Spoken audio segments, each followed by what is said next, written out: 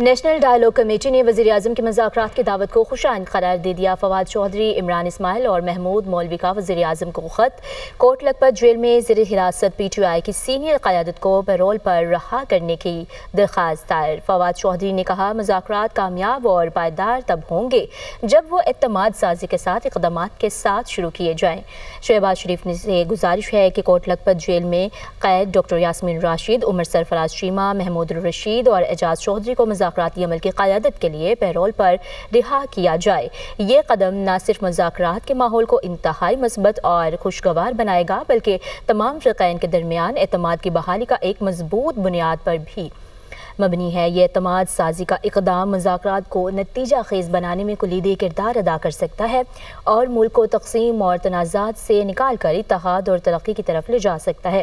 تمام سیاسی جماعتوں سے اپیل کرتے ہیں کہ قومی مفاد کو مقدم رکھتے ہوئے اس عمل میں حصہ لیں اور ایک جامع چارٹر آف ڈیموکریسی اور چارٹر آف اکانومی پر اتفاق رائے پیدا کریں۔